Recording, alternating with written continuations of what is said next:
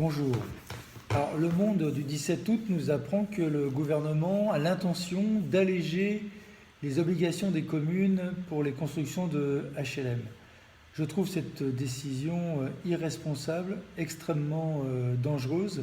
C'est une véritable attaque sur le droit au logement au moment où il y a une crise du logement extrêmement importante dans la région Île-de-France et en France tout entière. La crise est importante puisque dans la métropole, par exemple, il y a 400 000 demandeurs de logement pour 80 000 logements qui se libèrent par an, qui peuvent être attribués. Le résultat, c'est qu'il y a des années d'attente pour de nombreuses familles pour obtenir un logement. Il y a des jeunes couples, j'en connais, qui sont obligés de vivre chez leurs parents de manière très longue et très prolongée. Il y a des structures de logement d'urgence qui sont saturés. Il y a aussi des marchands de sommeil qui profitent de cette crise du logement pour louer des logements insalubres. Ça fait augmenter le prix des loyers.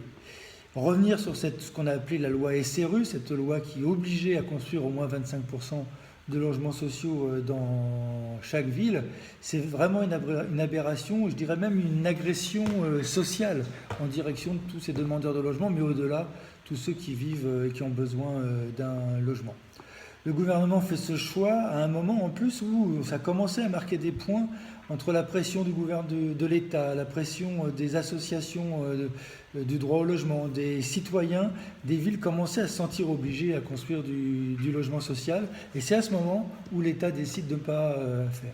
Alors le ministre de la Cohésion sociale qui veut prendre cette décision devrait plutôt prendre d'autres décisions, revenir plutôt sur remettre en cause la loi Boutin qui, elle, organise la paupérisation dans le logement social, décider plutôt que de mettre de l'argent dans la défiscalisation, dans la spéculation immobilière, notamment par les emprunts Pinel, et bien que cet argent-là, il la mette sur l'aide à la pierre pour aider à la construction de logements sociaux de qualité, mais aussi faire ainsi baisser le prix des loyers qui aujourd'hui est excessif dans le neuf.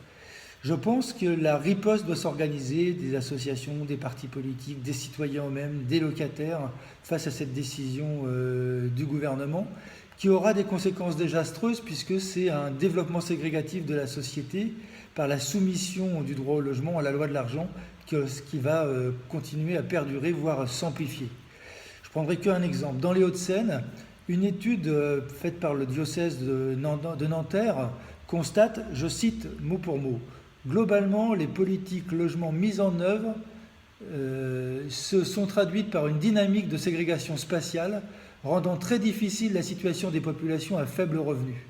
Et cette étude dit un peu plus loin, et tisse comme perspective à 5 ans, je cite encore mot pour mot cette étude, le départ des classes moyennes propriétaires qui ne peuvent pas aider leurs enfants à se loger est un signal, après les retraités, les employés et les ouvriers, c'est cette catégorie qui contribuera au départ des populations une fois la maison ou l'appartement payé. Pour le dire autrement, si le gouvernement prend cette décision d'alléger les obligations des communes pour la construction des HLM, c'est décider à moyen terme d'exclure les couches populaires, mais aussi les couches moyennes de la métropole du Grand Paris, des Hauts-de-Seine et donc de la Petite Couronne aussi. C'est abandonner la responsabilité de l'État dans la mise en œuvre du droit au logement et d'user de son autorité pour imposer à la bourgeoisie la contribution au bien commun, au bien-être, alors que dans le même temps, cet État n'hésite pas à imposer à une ville populaire comme Gennevilliers le doublement de ses objectifs de relogement de ménages prioritaires. Il impose ainsi à Gennevilliers d'assurer le droit au logement décent à des habitants qui viennent d'autres villes, parce que celles-ci, dans un égoïsme et un entre-soi de classe, refusent de construire du logement social. Alors je vous assure que ça, on ne laissera pas faire. Je compte aussi sur vous pour nous aider.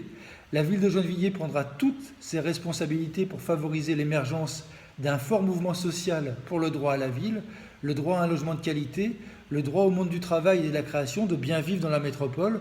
Pour ma part, j'irai à la manifestation organisée par le DAL le 31 août prochain, mais j'irai aussi à toutes les manifestations organisées par d'autres associations, organisations politiques. Il faut vraiment défendre ce droit au logement et surtout le droit à nous-mêmes, mais aussi à nos enfants et nos petits-enfants d'habiter dans la métropole du Grand Paris. Si on les laisse faire, nos enfants et nos petits-enfants seront chassés de cette métropole.